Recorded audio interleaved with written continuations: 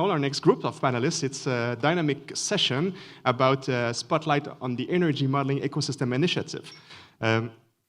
Avant tout, je vais présenter le modérateur, Normand Mousseau, professeur de physique à l'Université de Montréal, directeur scientifique de l'Institut de l'énergie de Trottier et co-directeur scientifique du Carrefour de modélisation énergétique. Il est également cofondateur du Transition Accelerator et membre fondateur du conseil d'administration de l'Institut climatique du Canada. Aujourd'hui, Normand va être donc modérateur de cette session spéciale qui vise à présenter les initiatives inspirantes en provenant de notre écosystème. So today, Normand will chair this special session showcasing a new innovation from the ecosystem. Although there's no more poster to vote for, I did add a new questions on the poll just to gather your thought about what should be the modeling ecosystem priorities in the next few months, few years. So you can enter open answer in that pool, and we'll gather the feedback to identify new trends and modeling works to be done. So there will be no Q&A for that session, but you can still enter your Q&A as well in Slido, and we'll reach out to the panelists after this event. So please join me in welcoming Normand to the stage.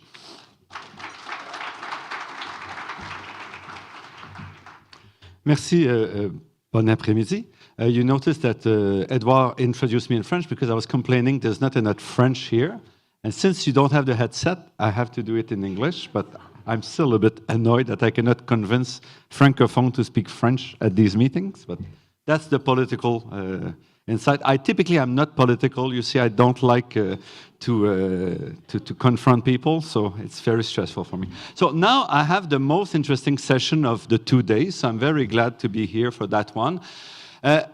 There's a challenge for this session because it's about the modeling ecosystem, and regrettably, we have a richer and richer ecosystem every year. So now I'm stuck with 8 groups in my 1.5 hours because it's so rich, and we had to refuse a lot of people, but we took the 8 best one to present today.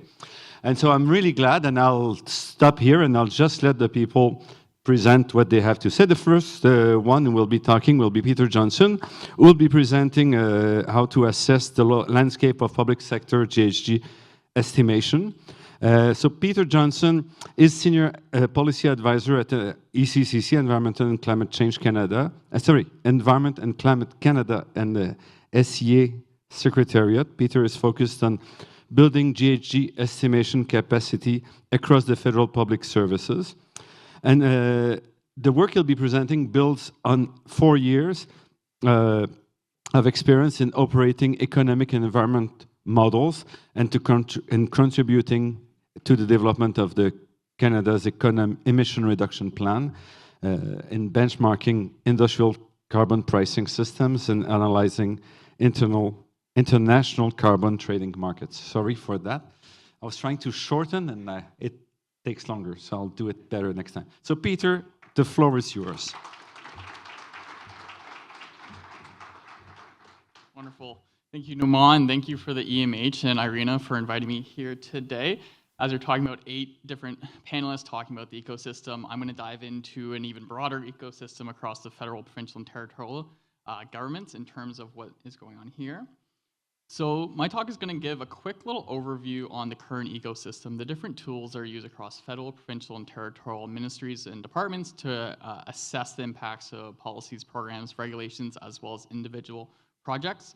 Next, we'll turn to a little bit of how we want individuals to engage in this ecosystem in terms of building capacity and reaching out, which the EMH forum is a great format to do this in. And I'll end with a bit of a call to action, highlighting the opportunities to leverage the analytical capacity through stronger community ties to achieve a resilient, nature-positive, and net zero Canada.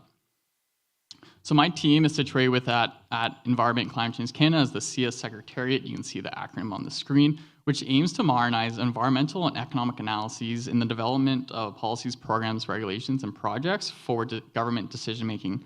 My team specifically focuses on supporting this implementation by providing guidance, coordination, and training with those who across the federal public service that are working on this, as well as building foundational environmental literacy and connecting environmental expertise.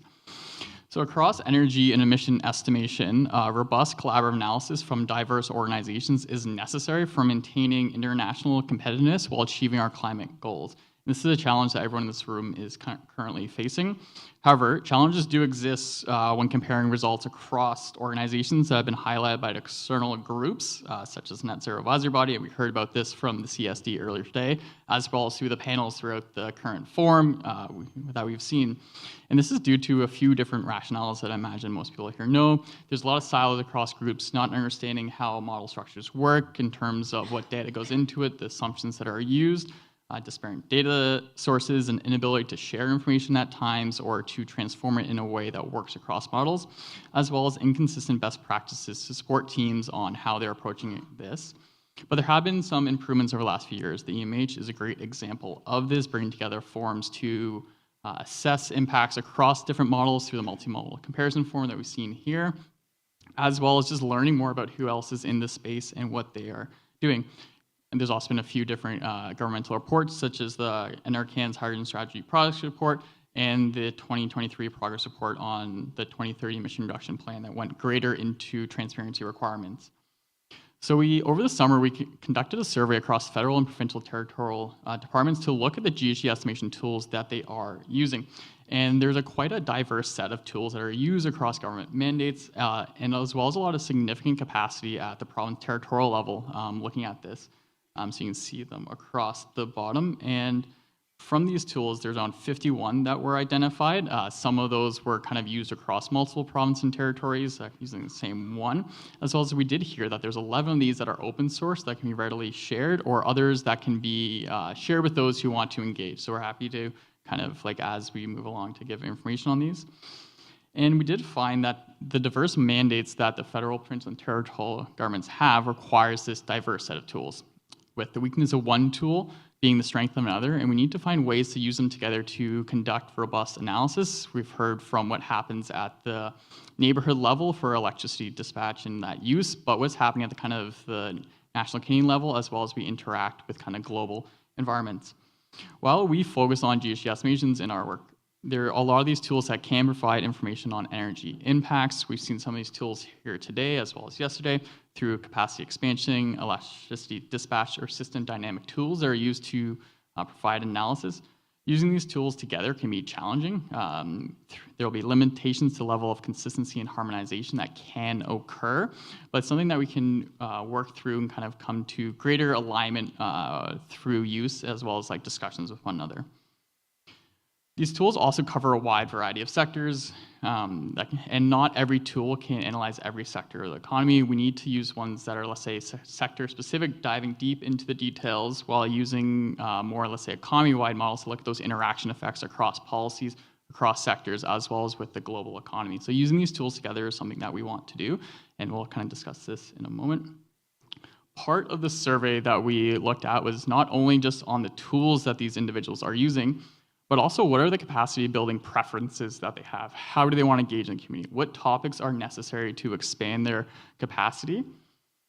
And when we're looking at how to improve capacity in terms of the different topics, we did see pretty significant alignment and interest, with over 70% of those 51 tools being interested to learn about different decarbonization technologies. That was highlighted yesterday morning, as well as throughout the presentations. Individuals want to learn how to build scenarios and undertake broad policy analysis together, both at the federal and provincial territorial level. Want better understanding of the current policy landscape through interaction effects across policies and jurisdictions, as well as how to enhance communication skills. We've seen this sometimes challenges with modeling communities communicating with kind of policy world, and trying to bridge that gap to ensure that the insights that this group can find and deliver is reaching the end use. And we also heard about how they want to actually engage the community. How do they want to build connections to broaden this ecosystem and build it? There was greater availability in their preferences, but they tend to be interested in attending workshops. They want to receive guidance documents, but not a lot of them actually want to develop it, which kind of creates a bit of a challenge.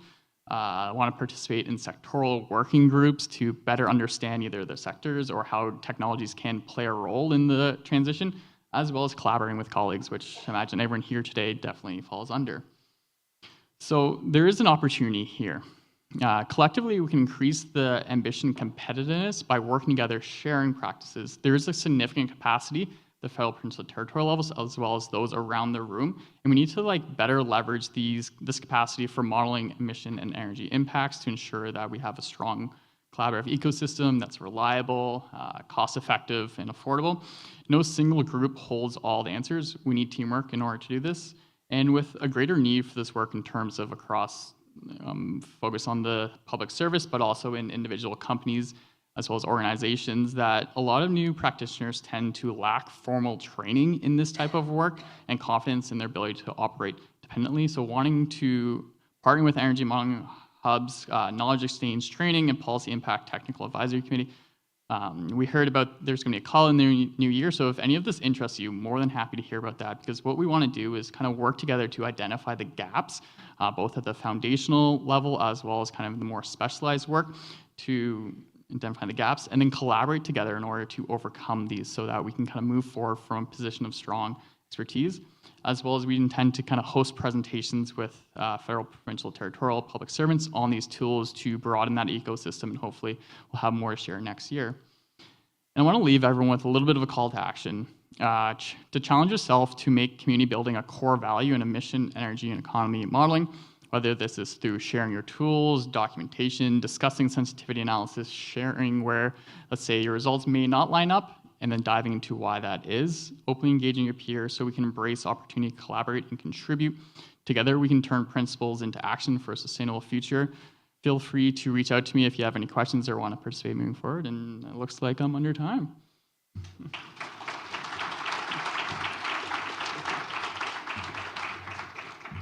Thank you, Peter. The last call to action is exactly in line with what we want to do at EMH, so we're like that. So next speaker will talk about the tandem building energy and then emissions inventory, discussing both methods and results. Jessica Webster will do that. Jessica is an energy planning analyst with an Canmet Energy at Ottawa, and she's also a building energy mapping subject matter expert with 18 years of experience.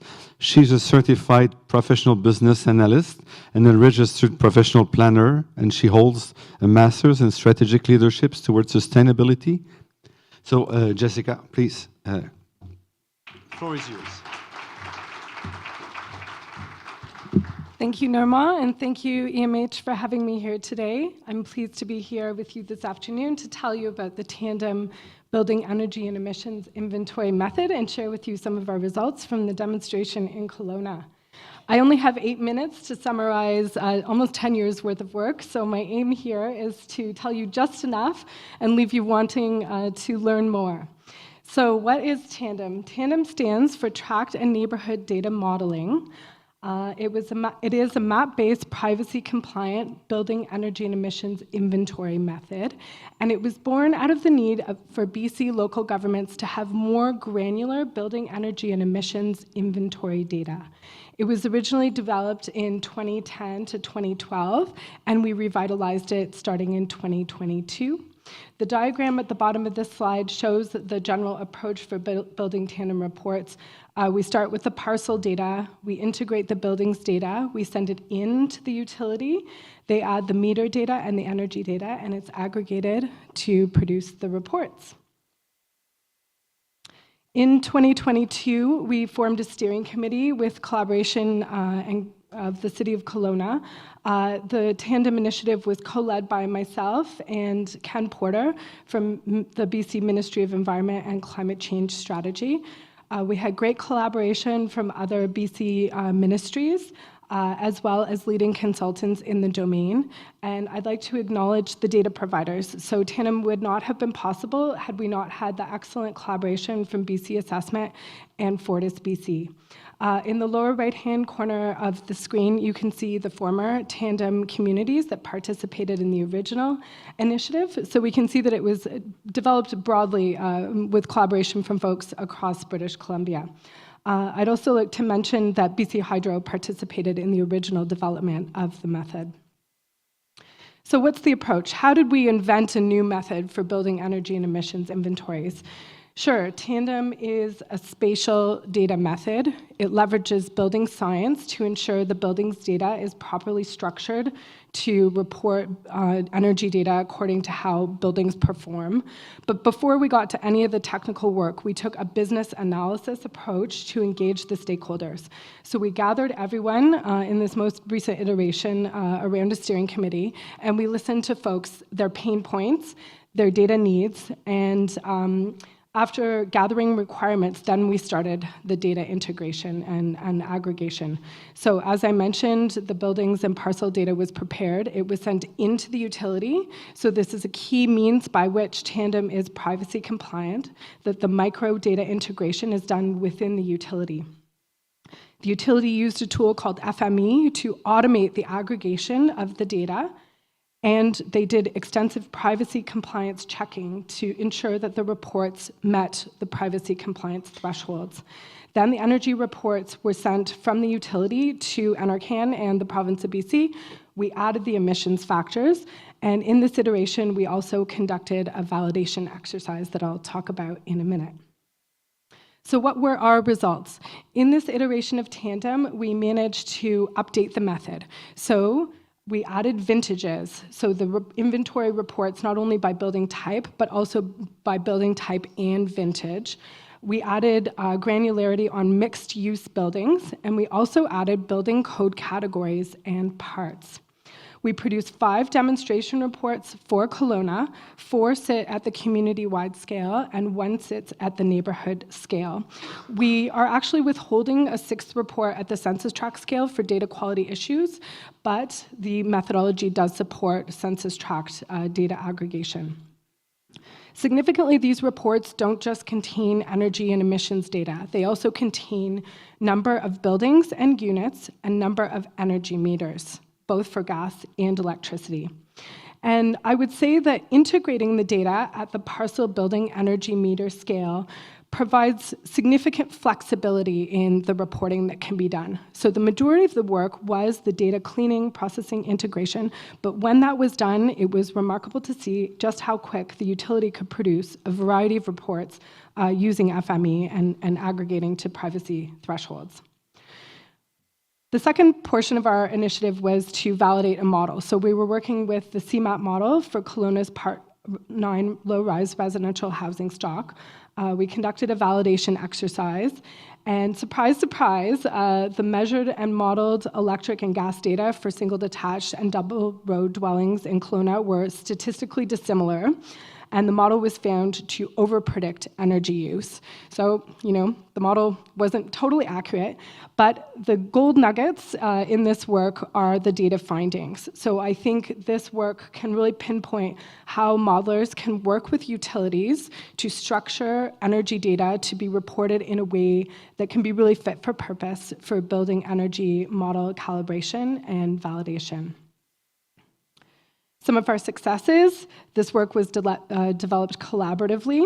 It's privacy compliant as well as standards compliant, so it can be used by municipalities to report according to the GHG reporting protocol for cities.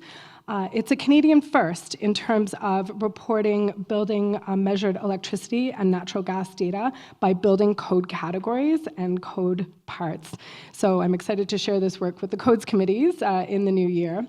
But particularly relevant for this audience is that this methodology is open source. So I'm pleased to let you know that we have an open source license for Tandem, and it will be available on GitHub in the new year. So it's available for replication, working together with utilities, of course.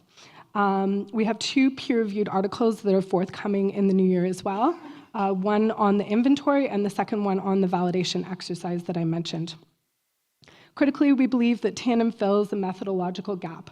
So it reports energy and emissions data in a greater granularity by geography, building type, and vintage than other methods. Some recommendations. There's lots of findings and recommendations from our work, but some that are particularly relevant for the modeling community and any utilities that are in the audience. Utilities should maintain building attributes in their GIS systems in conjunction with parcels and meters. What we did in tandem was a named assignment of building categories and vintages, but I think that envelope could be pushed a bit further. And if there were a numeric assignment of building and unit counts and critically floor area, ideally conditioned floor area, associated with energy meters, I think this is the way forward, and it can provide significant value not just for modelers to get good data for model calibration validation, but also for utilities to improve the business intelligence they have with respect to the buildings that are connected to their networks.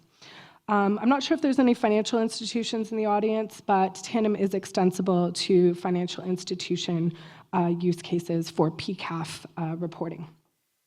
So some questions there for the modeling community to consider, but I am at time here, so I thank you very much for your attention. My call to action is to check the GitHub in January. Edouard has graciously offered to publicize it via the EMH newsletter and on the website when it's available.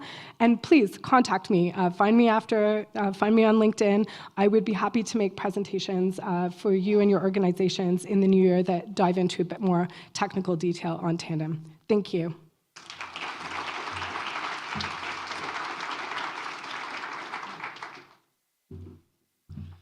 Thank you very much, Jessica. It's very interesting work. And to share also, to see the government sharing some of its code, I think it's very nice to see that.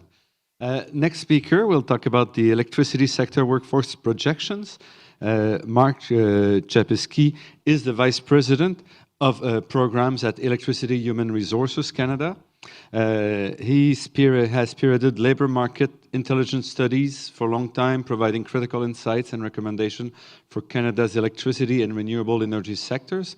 He's been traveling and working all around the world, from Asia, Africa, through Canada. And he holds a BA in government from St. Lawrence University in Canton, New York, and an MA in human security and peace building from the Royal Roads University in Victoria. Mark, the floor is yours.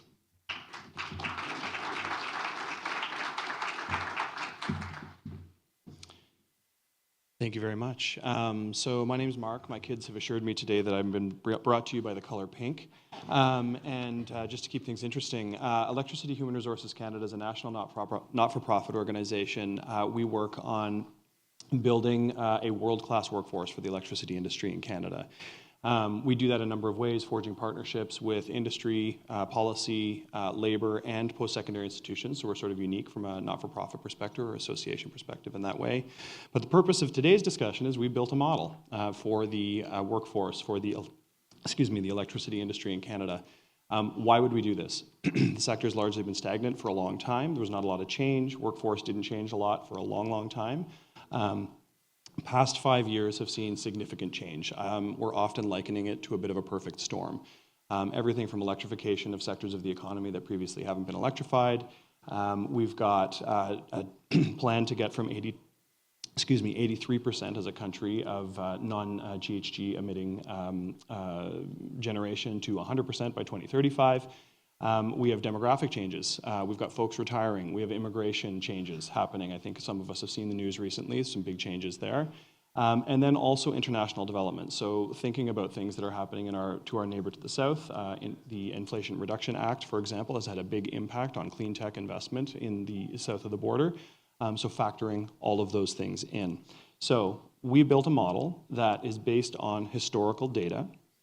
So from 1998 to 2023, we looked at the occupation projections during that sort of time horizon. We looked at the change over that time horizon. We looked at what capacity was associated with those changes across the ecosystem. And we're able to look forward now out to 2050 and beyond on a year-by-year basis, looking at things like levels of employment, number of job seekers that are going to be available, as well as number of job openings that there are going to be.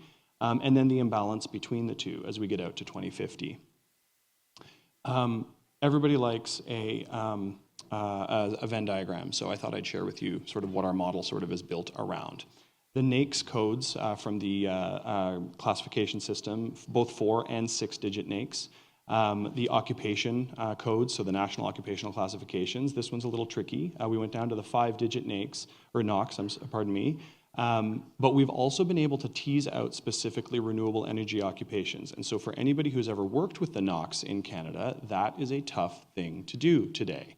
And so we've been able to do, through some of our secondary research, through environmental scanning, labor force surveys with our employers directly, linking that data to what we can gather from the LFS and the census, we've been able to use the NOx system to actually do some projections into renewable energy specifically, as well as a number of the other occupations you see in front of you. And we're able to do that on a province by province, territorial, and by occupation basis. So really interesting. Why would we do this? Because we kind of need to know what it's going to look like in the future. It takes 4 to 5 years for most folks in this industry to be fully competent in their role. It doesn't matter if it's an engineer, a technician, technologist, or skilled tradesperson, we need those people. So to fine-tune the model, I'm going to be very clear, what I'm putting in front of you from a data perspective is one version of what the model can produce. This was based on the Canadian Energy Regulator report from a couple of years ago. I'm sure some of you are familiar with it. Some of you are also familiar with some of the challenges with it, but this is the base case scenario, or what we sort of in the industry would link to population growth alone. And so everything on the left side of the graph is what happened up until 2023. Everything on the right is what the model projected forward on an occupational category basis. Now, obviously, we can go into the individual occupations too, as I mentioned before, but this gives you a sense of what it's capable of. And as you can see in a base case, we're actually looking kind of at a steady state from a workforce perspective overall as far as total demand across roles goes. When we're looking at labor demand, it's driven by two things, typically, as we think about labor market economics, expansion demand and replacement demand. And so you can see the dark blue is your replacement, so folks retiring typically from the industry. And then the expansion is light blue. Again, CER report, this is base case scenario, so it doesn't look like there's a lot of demand outside of replacement going forward. If I was to layer on the net zero scenario from the CER report, this fundamentally changes, by the way, but just gives you a sense of what it's capable of. That's interesting. So this one changed, but that one didn't. Let's try again. Oh, there we go. Okay, we're good. This is your labor supply. So when we think about labor supply in Canada, it comes from a couple of different spaces. Immigration is a big one. And so when we talk about reducing the total number of immigrants coming to Canada, that's something to be concerned about from a workforce perspective. School leavers is another big one, obviously. So those two make up the bulk of where we typically get most of our workforce from. And again, so if you look at like 2020 is sort of called out there, and I hate 2020 because it's totally messes with our model, by the way, whenever we try to feed it in. It's just a problem. However, you can see that your immigration, your school leavers make up the bulk of the folks coming into the industry from a total, from that total perspective. We also have some formerly unemployed folks that come into the industry, but not a lot. And actually, if you look at, it's very interesting, mostly we see people leaving rather than coming to the sector as far as workers sort of transitioning from other industries. And that sort of projects forward as well, which is also an interesting finding. And when we think about labor market imbalances, light blue is your total supply. So that typically doesn't change a lot, even with immigration changes or with school leavers. And so the total workforce supply, based on current capture rates, so folks that are coming out of the university skilled trades and college ecosystem, isn't changing much over time. And that's a problem. It's something that we need to think about if we're wanting to get to net zero over the long haul. And then the other thing is total demand.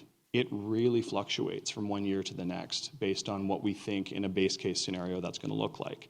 Again, the demand side of this fundamentally changes if we start to look at variations of a net zero scenario out to 2050 as well. And I've been told that I don't get a lot of questions. So in that case, I think Slido is the place to go. Edouard's giving me a nod. So please post your questions and comments there. Thank you very much for your time today. And I just gave you all 2 more minutes back.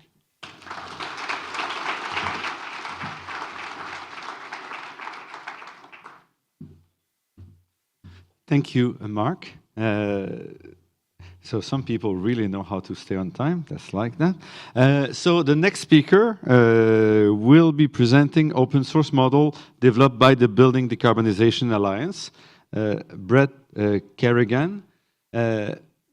has joined the Transition Accelerator to help drive the organization's mandate within the Building Decarbonization Alliance, which is called BDA, as Director of Insights and Analytics. So Brett is leading the planning and ongoing development of the BDA open source model, and also leads the advisory committee and data methods working groups. And he also supports the planning and execution of the Building Electrification Research Initiative, developing various relationships with the stakeholders. So, Brett.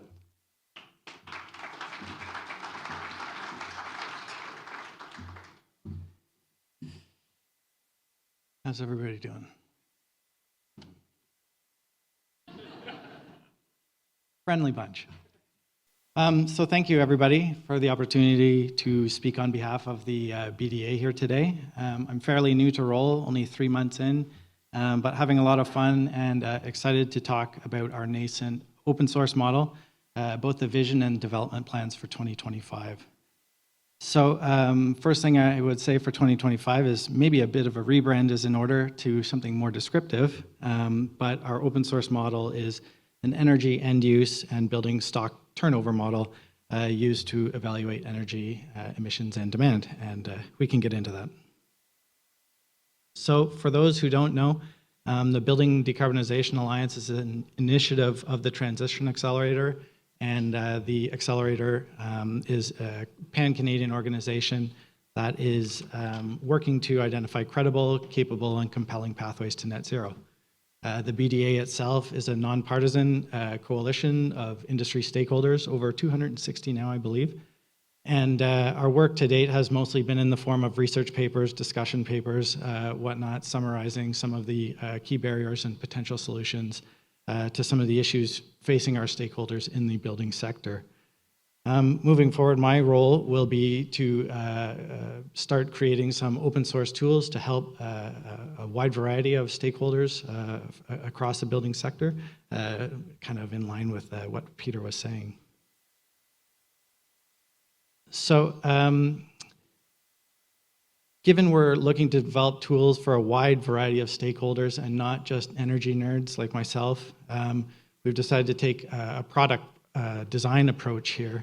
And any product design process starts with identifying your ideal customer profile. And for policy analysts or high-level system planners in the room, we envision this as your user story as being somebody who wants to be able to quickly generate a defensible energy system impact analysis for a prospective policy that you're looking at, or maybe a technology uptake trend. Hold your fire, any consultants in the room. I once was one, but might kind of highlight that the typical way to address these analyses has been to reach out to the consulting industry, but often associated with like long procurement times, high costs, et cetera. Might also suggest that a lot of the deliverables come in the form of PDF reports. They're hard to interact with, hard to maintain, and kind of hard for especially non-technical audiences to interact with. So certainly not looking to eat the lunch of any consultants in the room. I think we can all agree there's an uncomfortable amount of work to do before 2050. So to kind of guide our solution development here, we've adopted the 3 key values. One being that our tool should empower our users, should be easy to use while you're drinking your cup of coffee in the morning, sort of thing, and shouldn't start at the command line. We'd like there to be clear, transparent documentation, both for the user or for any intervener who may be poking at any given analysis down the road. And finally, it should be flexible for any building stock or scenario that our user would like to work through. So in terms of what this tool will actually look like, it's fairly simple. We imagine that a policy analyst or a system planner would log into our web-based tool, draw a circle, so to speak, around the building stock that they're interested in. Right now, our library consists of provincial level building stocks, but we're already receiving interest from a lot of municipalities, given they have a lot of mandate as it relates to the building stock. From there, a user will be invited to define how that building stock changes over time, new construction rates, performance of new construction, retrofit rates, that sort of thing, and to define the market share of various types of low carbon equipment. So once the user's done that, those two things, they can layer on the reference data of their choosing, energy cost, emissions rates. The CER will be one of our pre-populated options in our library. But from there, we mix that all together, and out should come a highly interactive, easy-to-use, presentation-ready dashboard that's ready to go. So it's not rocket science here, but this is really kind of how we imagine reflecting back to our users what their scenarios look like. So in this particular case, a business as usual, where market shares of equipment aren't really changing, but in an electrification scenario, maybe there's a low carbon equipment mandate. We can see and reflect to the user how that building stock changes over time. If that's what was given to the tool, what they get out of it is, aside from annual energy and emissions projections out to 2050, because we couple our energy with various open source load shape libraries, we're able to construct at an end use level what a peak demand day looks like. And this is just an example where we see an electrification scenario creating new morning peaks, and then behind the meter storage and some demand response measures flattening out that peak. So future plans for 2025, aside from rebranding, is we're working hard on refactoring the code that's up on GitLab right now. It was really kind of a proof of concept for discussion, but refactoring it to make it more maintainable in the future. We'll probably release a command line version of that in Q1, but by Q2, we'll be looking to put up a cloud-hosted web app that's fun and easy for all to use. Some of the technical features I mentioned, the provincial level residential and commercial building stocks. Shortly thereafter, we'll have some metro building stocks in there as well. Usual suspects of measures in our library. The Building Decarbonization Alliance is involved in a thermal energy network study with the Atmospheric Fund, which we're really excited about, and some of the findings from there will be ported into our tool as well. Some of the other future plans, I just put one up just for interest's sake. Maybe we're looking at future weather impacts on load shapes, but hearing and reading the room here over the last couple of days, I think demand flexibility metrics is maybe an even higher priority for the system planners in the room. So we'd love your support and your engagement. You're free to join our data and methods working group that will convene next year, and we'll take any and all feedback on future prioritization prototypes. And of course, I must make a final call for any open source data on building inventories and equipment inventories. And Jessica, we should probably talk. So thank you so much.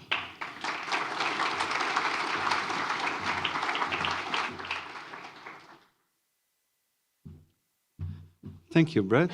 The next group will be talking about the City of Toronto's effort, modeling efforts to develop the net zero strategy. It will be a duo. We have two duo for this session. So the first one will be Darwo and Surab Jain. Dr. Darwo is a project lead in the Environment and Climate Division at the City of Toronto. And he's been using the LANS, you'll hear about that, the modeling suits to support and assess Toronto's 2040 net zero actions and pathways.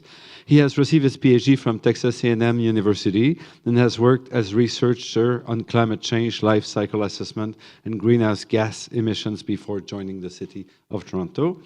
The second presenter, Surab Jain, Dr. Surab Jain, is also a project lead in the Environment and Climate Division at the City of Toronto. He works also with the modeling suite to support and assess Toronto's 2040 net zero actions. He has completed his PhD from Terry School of Advanced Studies in New Delhi. He has also worked as a renewable energy specialist in Bhopal and was involved in the planning and execution of large-scale renewable parks. His postdoctoral research explored the circular economy from a life cycles perspective. So, Da and Suad, if you want to come.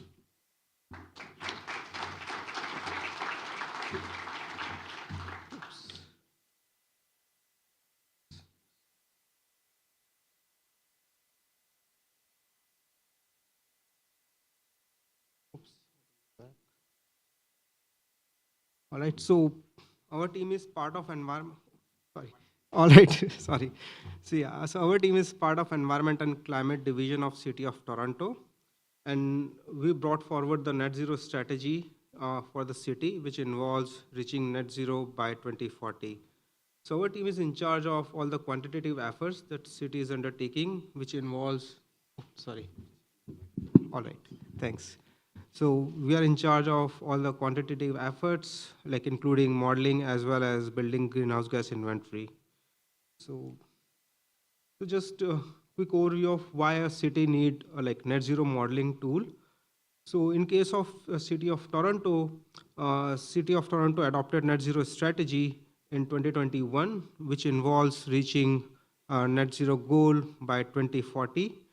And it involves like building multiple short-term plans, which sort of review the progress every now and then and takes corrective actions. But the city is like a complex energy system. It has different divisions from transportation, from building sector and waste sector. And a lot of cities sort of greenhouse gas emissions are impacted by city actions, but a significant impact also comes from organizations that are beyond city's jurisdiction. For example, in case of its electricity distribution or gas distribution that is affected by decisions by Toronto Hydro or on-bridge utilities, grid mix is affected by federal and provincial policies. Similarly, for example, in transportation mix, it is affected by federal policies. So a lot of actions are also outside city's jurisdiction that affects its greenhouse gas inventory. So given the complexities, that's where mathematical modeling can be useful in guiding cities' net zero strategy and see what policies are effective in reducing emissions. In case of why lens modeling suite, there is nothing very special about modeling suite. It's a standard like least cost linear optimization tool that you have seen in like many of the presentations. And so it minimizes the cost and meeting the end use demand, that is like space heating, space cooling for building, transportation and waste management, etc. And it finds the sort of optimal mix of different technologies that city can use to guide its policies. And it's open source and customizable model, so we can really customize it based on our needs. So this is a like architecture of the overall lens modeling suite, and today we are only talking about the TOMOA framework, that's the optimization part. So it has different components that focuses on a specific sector, and transportation, which has different subsectors like passenger, commercial, and public transportation. Building has different components, similarly waste and energy. And the output of this optimization goes in a linking tool, and that is used in another framework, that is Silver TO, which is a cost dispatch optimization. So TOMOA TO is a like capacity expansion model, which uses optimization, and Silver is a cost dispatch model. And there are different advantages of each modeling tool that collectively provides a very good sort of modeling suite to test different policies for the city and see what policies are effective and reaching net zero goal. So overall modeling setup, how we are running the model is that we have identified 44 policies that we are testing with our model. And these 44 policies are sort of classified in 5 different scenarios. So one is the baseline. It's just like if nothing is done, how the trajectory would evolve. Then the 6 policies represent federal and provincial actions that are beyond city's jurisdiction. So for example, carbon taxes or the zero emission vehicle mandate, etc. And the other 26 policies are city-led policies that we call it business as planned implemented, because all these policies have already been approved and funded by the city. So in the next 15 to 20 years, all these policies will be implemented. Then the next 10 policies are business as planned updated. So these are also city-led actions, but these policies are still under consideration. So they have not been approved by the city. So we don't know like their impacts on the modeling, whether or not they will be really implemented. And the lastly is the net zero strategy. So we are trying to see, like if we just force the model, impose certain constraint that by 2040 it has to reach net zero, what actions need to be taken. And we are running modeling in we have two sets of model run. One is incremental runs. So in this sort of run, we are running baseline scenario, then we implement one policy, we run the model. Then we implement another policy, we run the model again. So in each modeling run, we get the marginal impact of each policy to see like how effective this policy is given the current state. So the one benefit is that you can test multiple policies because all policies are implemented together or one over the other, so you can see the interdependence of different policies. But the drawback is that the order affects the modeling results. So suppose if we have one policy, for example, carbon taxes, and if we implement very early in the model, it will have different impact. But if we implement the same policy at the end of the order, then it will have different impact. So it creates certain sort of uncertainties in that way. So now we are also running independent runs. It is just like one policy with the baseline to get the overall independent impact of the policy on the city's greenhouse gas emissions. So there is no order involved. So it also is helpful for different city divisions who are in charge of those specific policies and don't really care about the overall system in general. And in terms of scope, we are running the model for sort of two modes. One is community mode, which represents the whole city, and then corporate mode, which involves the system that is controlled by the city. So for example, municipal buildings, municipal mode of transportation, etc. And my colleague will be talking about the preliminary results that we have generated.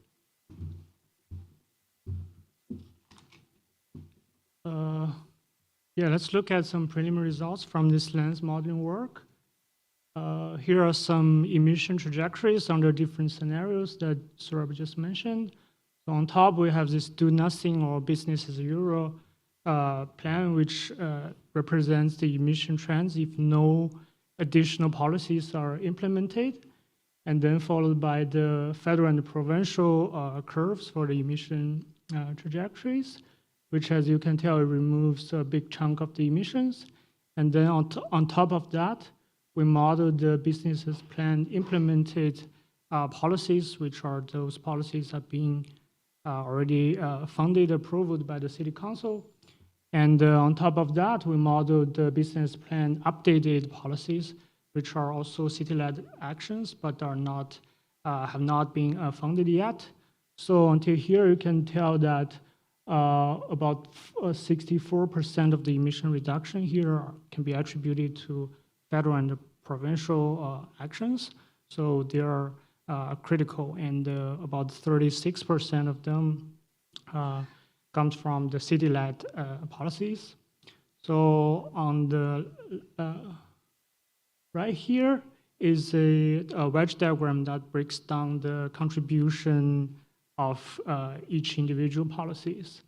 So we can see some their high impact ones include the federal carbon tax and the federal zero emission vehicle mandate, and followed by some city-led actions like the Toronto Green Standard, the existing building retrofit, hybrid work, existing building retrofit, and the Toronto Green Bus program. So, and you also notice there are large dark gray area beneath that. That's the remaining emissions we need to deal with in the future. So, which means a lot of work to be done in the future to deal with that part of the emissions.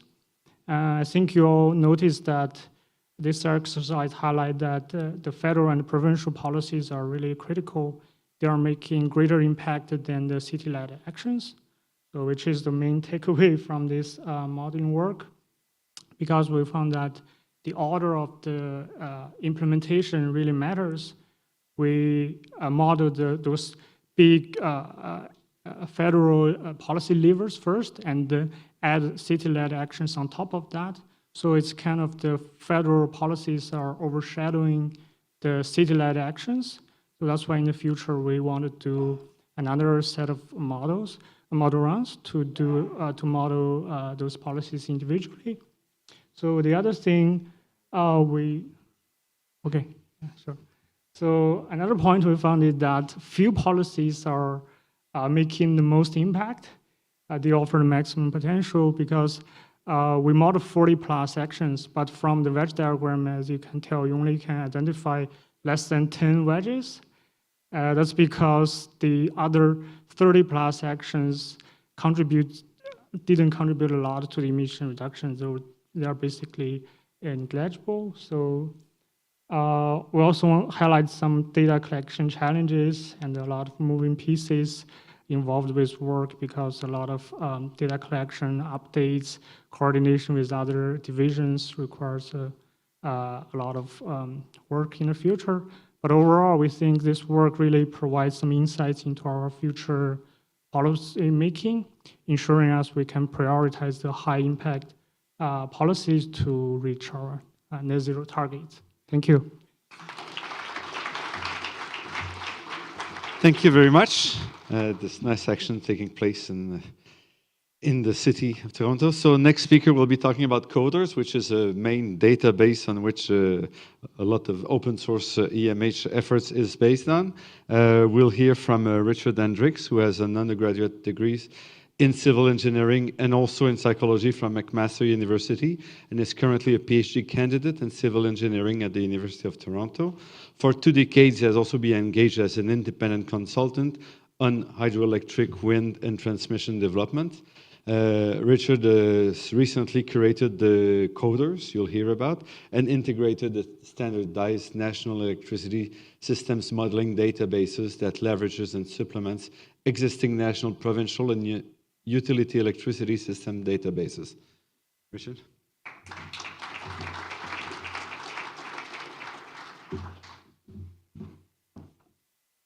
Thanks, Normand. I'll try to keep my eye on the clock there.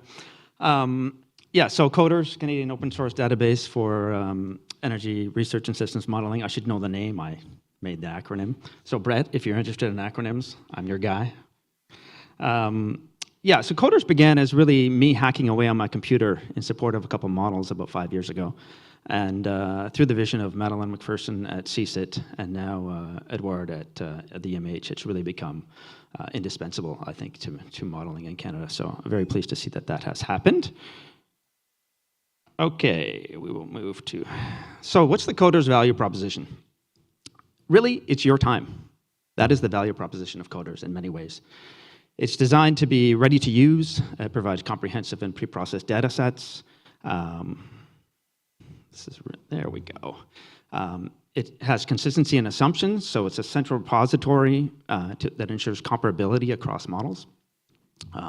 We are now in the business of archiving results. So not only are we dealing with inputs, but also outputs through Coders. So this allows those of you who've used models over time to look at results from others who may have used those models or your own use of those models over time. So these are really efficiency gains. And these are efficiency gains for every modeler in Canada who uses Coders. And that is what we set out to do. We felt that there was a very heavy lift at the front end of modeling that could be dealt with, and ultimately supporting policy impact. 3 exciting updates. We are dealing with the access issue, I think, quite effectively. Coders, it's been a legal challenge for us to deal with all of this data and all the sources, and kudos to the lawyers at UVic for their heavy lifting on this. So we have a simple click wrap agreement now, which makes it much more easy and intuitive to access Coders and to use the database. We're also expanding Coders in terms of vertically expanding. We've been focusing mainly on the electricity sector to date. So we're digging deeper on the electricity sector. We know that is, a critical sector to decarbonization and to the energy transition in Canada. And we're also horizontally expanding the database into transport, building, energy, et cetera. I'm pleased to hear from a number of those who we may be collaborating with in the year to come. And we're making smarter and more efficient decisions around EI and machine learning. So yes, we're in the web scraping business as well. So digging into the weeds just a little bit. So Coders really, at a high level, has 3 types of data.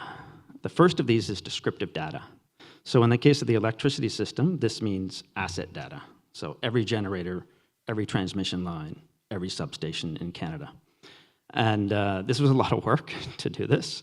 And the reason it was a lot of work because it's not just, we can't just phone up the utilities and they'll just give you the data. It doesn't work that way. That would be nice. And so there's been a lot of barriers. The data is not standardized. It's not always available. The utilities use repeat asset IDs. So you could be talking about a generator in New Brunswick that has the same asset identification number as a generator somewhere else in Canada. You may think, well, it's not a big deal, but actually it's quite annoying when you're trying to model large data sets and figure out what's happening. So we standardized all that. We standardized a coding system for every unit and every facility and every code and every node in Canada. And it's pretty intuitive. So if you take the Bighorn hydro facility, Unit 1, it's in Alberta, which is AB. Big 1, that's pretty straightforward. And gen means it's a generator. So we do the same thing for nodes, and we do the same thing for transmission lines, et cetera, et cetera. So it's pretty intuitive. So you end up with a standardized, comprehensive, model-ready data set. Perfect, I'm at 4 minutes. So operational data. This is performance data, efficiencies, lifespans, so how the assets operate in the system. And so let's say you wanted to have, you wanted to understand total transfer capacity on the transmission networks. Well, good luck. You won't find the data very easily. We found it. It took some work. It's not surveyed. That's a problem. I'll get to that at the end. It's not standardized. It varies seasonally, of course, over time. Total transfer capacity depends on the temperature outside.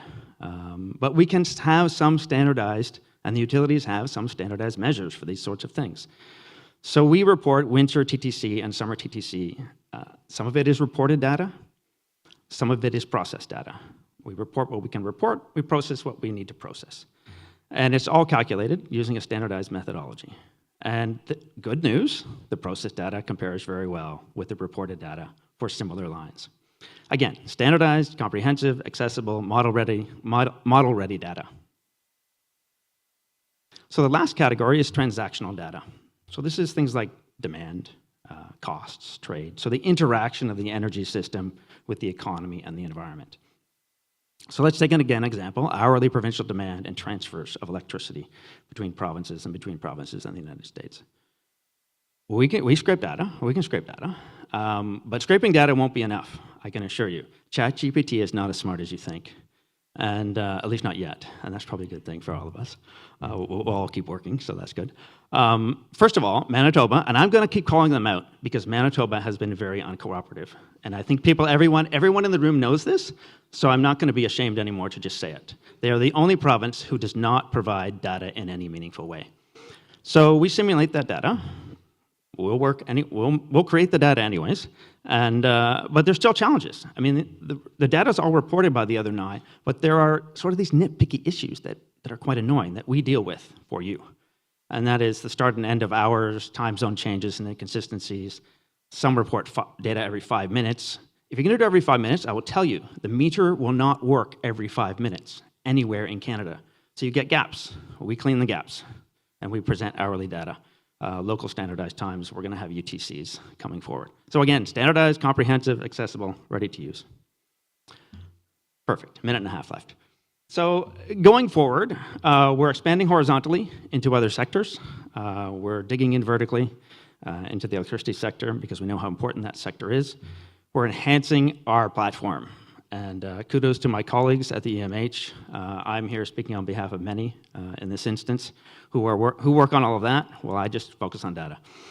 And we want to engage, or we have engaged with many users, and we want to keep working with you.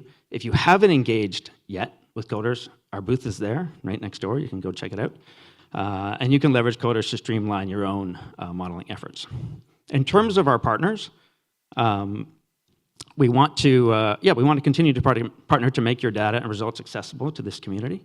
We want to collaborate on innovative and transparent and sort of data sharing analyses of the energy systems in Canada. And my shout out, since apparently we're supposed to have a shout out, I didn't know this, I didn't read the fine print. My shout out actually is for some conventional work. We need to do more surveys in Canada. We're not surveying enough, in my opinion. And the good old-fashioned survey is quite valuable because it brings data in the door, and it brings partners in the door, and it brings people together. And I've noticed that we've kind of gotten away from this because we're hoping that computers are going to solve all our problems. And from my experience, they will solve some problems, but they will not solve all the problems. So that is my shout out with 7 seconds to go. Thank you very much.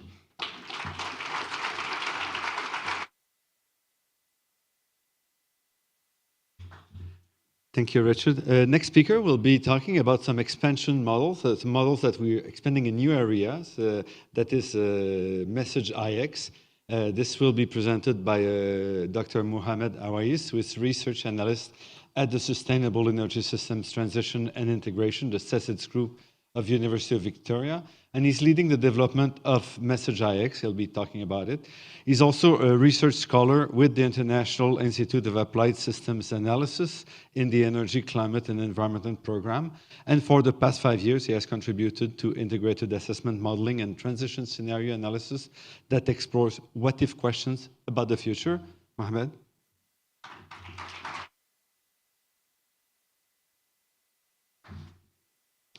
Okay, so yeah, I'm going to be talking about new open source energy systems model. We have been developing in our team for past 1 year now. The real motivation to start was that Canada currently lacks a fully transparent open source energy system model with all of its input model code and output available, to which can really help us understand the deep decarbonization pathways for different provinces and how can we achieve the overall Canada's emission commitments and net zero targets. So with this in mind, we really aimed to fill this gap by focusing on making the model modular, so we are able to rapidly assess any new announced policy or any new policy which is in consideration, and also exploring some emerging technologies. So for example, if an emerging technology appears in some time in the future, so we are able to provide a predefined template. So we just need those type of data, and then we are able to assess its interaction in the overall energy system. And then definitely the usual open source comments to make it accessible to the wider community. So all of the model code and assumptions are hosted using best practices version control systems and transparent. So the model documentation and tutorials are developed for different types of audience, so non-modelers also, to enable the usability and reproducibility of the model. So just in brief, so basically Message IX, people might wonder what is that? This is a framework which has been developed by the International Institute of Applied Systems Analysis for the past 25 years now, and it has been maintained there in Austria. So a very famous version of this is the Message IX Globiome, which has been widely used in many policy assessments and the global efforts such as the IPCC. So we really use that framework and build a standalone pan-Canadian model, and the overall focus and the overall brief insights is it covers all energy sectors. So some on a fairly aggregated level, but some on more disaggregated levels. And the methodology it follows is a linear programming, least cost optimization approach. And it also links a single sector macroeconomic module, which allows us to see the response of the energy prices with the GDP and feedback into the model. The time horizon runs till 2060, and the software code and documentation, we are planning to release it in the Q1 of 2025. Okay, I don't know why it's messed up, but okay. Okay, so to create Message IX Canada, we combined bottom-up and top-down approaches. So we started with, as I mentioned briefly, a global IAM, Message IX Globiome, when we extracted the North American regional assumptions there. And then we basically used a workflow which was really calibrating each provincial historical energy balances, power plant capacities using the coders and this type of data, and fossil fuel resources cost, and more broadly energy systems, emission factor, and this type of data. And then we also pre-calculated energy service demands using population and GDP projections. And then based on that and through stakeholder adjustment, we have now a phase one where we have like a base architecture fully developed, and we have also participated in the EMH Model Comparison Forum, and we are continuing to expand on that from this point. And on the reference energy system, so it represents majorly all primary energy resources from the resource side through to the major end use. So on the resource side, we have different fossil fuel resources by different grades, conventional and non-conventional extractions, and also the renewables, wind, solar, by different grades, and hydro and biofuel availability. And then on the primary and secondary aspects, we have different heat generation processes, electricity processes, and then those and we are able to get the final energy demand by different fuels for different sectors, and which basically solves for the service demands we provide in the beginning. And we also are able to understand the different trade aspects between provinces and also across. In the future, we are planning to explore more trade options to the US and the rest of the world. We also characterized different key federal and provincial policies which are currently possible to explore, and we are in the process of implementing. So different types of policies, carbon price, electrification for different provinces, energy efficiency measures, different credits and rebates, transport sector. So for example, zero emission vehicle mandate, and also the emission reduction in particular emission types. So for example, methane action plan or methane regulations for different provinces. And then our initial scenarios, we currently have a version where we include the federal policies and the sensitivities on different technology cost. We have two scenarios which are ready to be tested: business as usual and net zero pathway, which include net zero targets, and also we are able to see some impacts of the policies in our results. So very briefly, So we are also able to understand the scale of investments required in different provinces in different years. So I basically average out the next 20 years from 2030 to 2050, and we are able to see what are the scale of investments required for the transition to net zero, and how does they compare to the current baseline scenario, and which sectors require more investment. So we are also able to really, so this is a more aggregated approach, but we are also able to see the technology investments which would be required in the respective provinces. So to summarize, I just wanted to invite the room to collaborate with us. So we are really, I'm really looking forward to talk to people and understand the future directions on what people want to see from this type of model. So if you are a policymaker, and if you want to understand policy impact of an individual policy in the overall energy system or the emissions trajectory, so feel free to reach out. For the researchers, if you want to explore some particular research questions or some model linkages dimensions or some more high resolution model linkages. And the last one is my favorite one. So I really think that the transition requires the financial institutions to be involved, because we need really to inform them on what would be the energy transition risk assessments on the different investment portfolios. So yeah, and there are examples globally where people are using these types of model for different financial institutions, and they're able to understand the probability of default for different investment portfolios. Yeah, thank you so much, and feel free to reach out.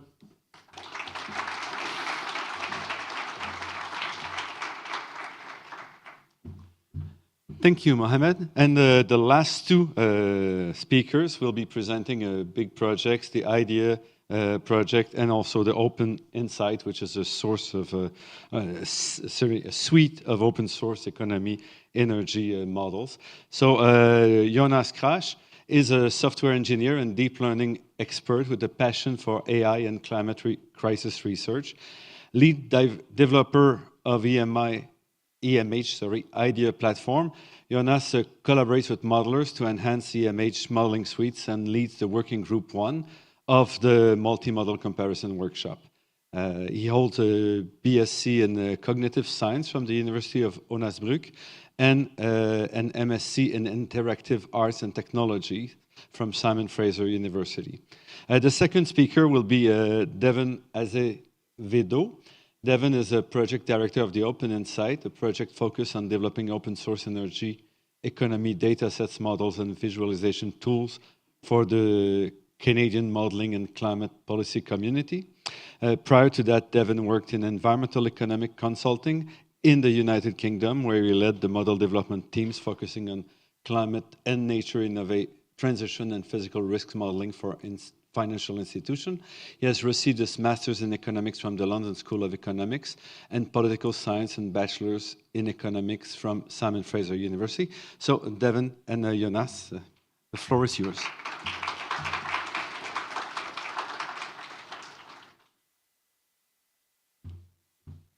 As I'll explain shortly, we're going to do a quick demo at the end. So we just have a somewhat unique tech setup,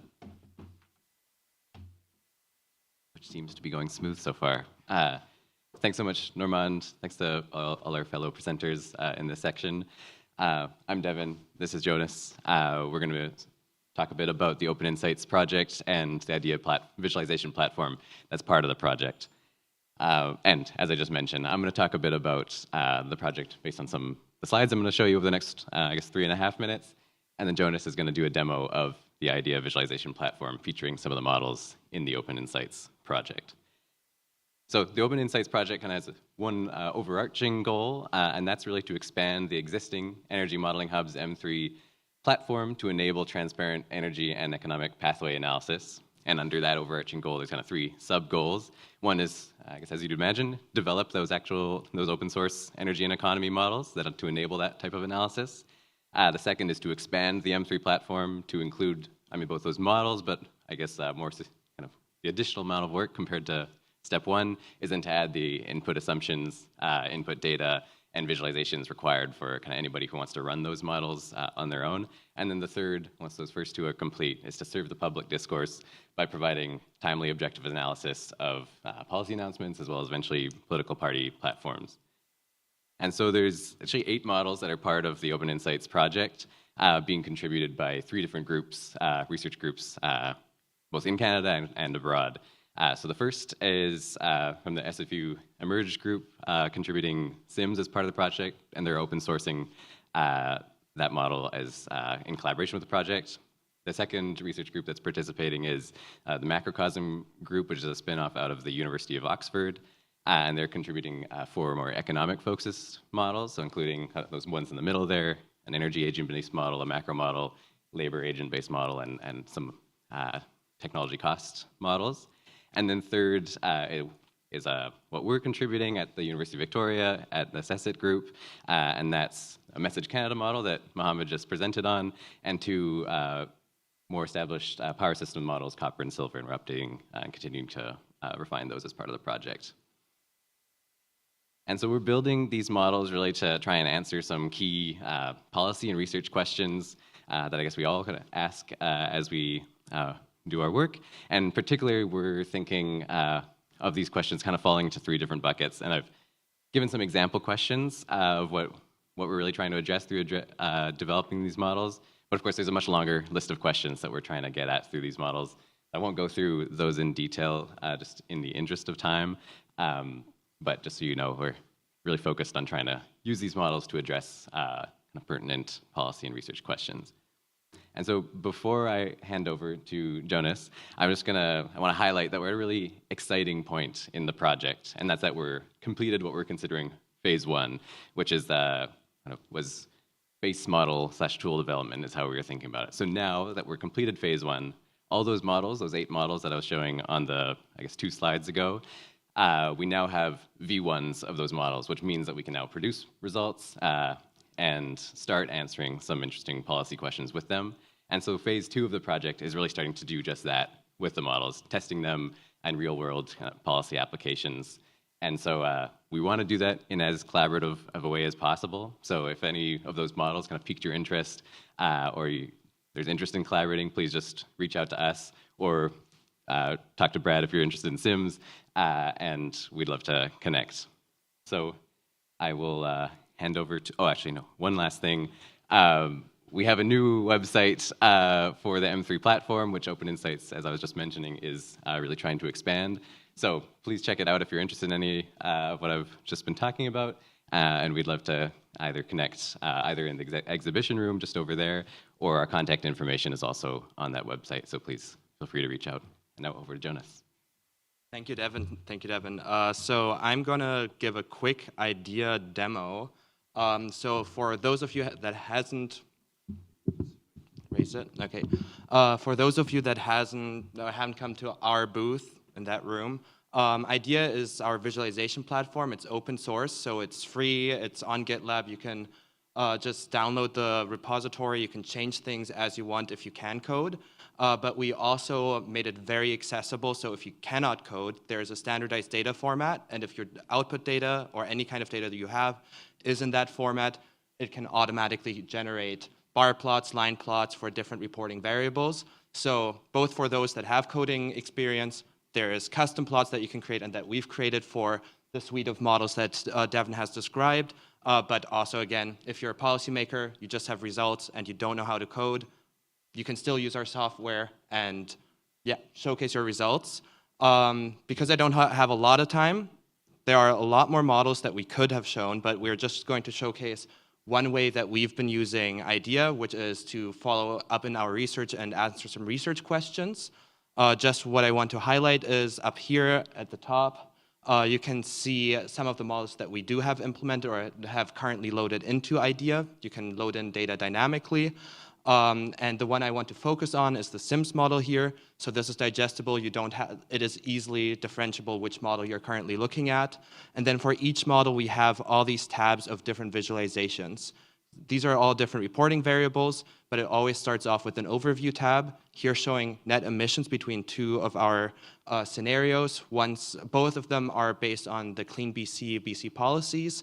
Again, thank you to Brad and the SIMS team for helping us out with this research, and also Aaron Hoyle, who is our PhD student who has started this research. And the target, so this is the overview of our net emissions. You can see that the emissions are going down in the proposed scenario. So for you to understand what this proposed scenario is, I'll quickly go into our inputs, which is a table of different policies that we have implemented in SIMS. Some are turned on, some are turned off. In the implemented scenarios, it's only policies that are currently turned on and currently implemented. And in the proposed scenario, we showcase also policies that are currently proposed but not quite implemented. And just to kind of give you a walkthrough of like how now you could look into your research question on which policies might be affecting this net emission decrease that we saw in the overview. All these plots, all these tabs will have their own widgets to dig deep into your data. So here, for example, in this overview tab on the left, I can select which sector I want to look at. I clicked away from the inputs already. There is one policy that I wanted to highlight, which was here, building retrofit code. We had quite a strong building retrofit code. I'll give some time to take a picture of some of the policies that were in there, see that some people are interested. So if we're now looking at the overview tab, I can go into the residential sector, for example, because we're looking into retrofit building. And if I select the implemented and the proposed scenario, I can see there is a big difference, and this could affect the overall net emissions that we're seeing over all sectors. So this is just a highlight of like one walkthrough of going through your data, digging deeper from an overview level into a sectoral level. So sadly, I'm going over time a couple of seconds. Just to round out, the use cases that you've also seen in the last couple of days, IDEA has been used for some of the presentations, like the multi-model comparison forum presentation. We've used it in the multi-model comparison forum to compare results between models and between scenarios. We've investigated our research questions, like I've just shown you, and me as a software engineer, I've used it to debug our code if we added new constraints to see if the constraints are actually doing what we're hoping that they're doing. So quick overview. If you have any questions, come over, and yeah, thank you all.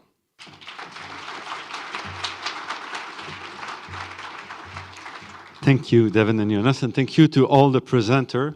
I think the work that you've seen, it's amazing the progress that's been done inside the EMH and around it with the Open Insight project, with the ideas and the coders, and also you saw in the government and other units who are opening up their codes and sharing. So I think that's a great news for moving forward. So thanks again, and I hope if you are also contributing or you want to contribute to these or you have your own codes, come and talk to us. We're really open to merging and making more this more visible to all. So thank you.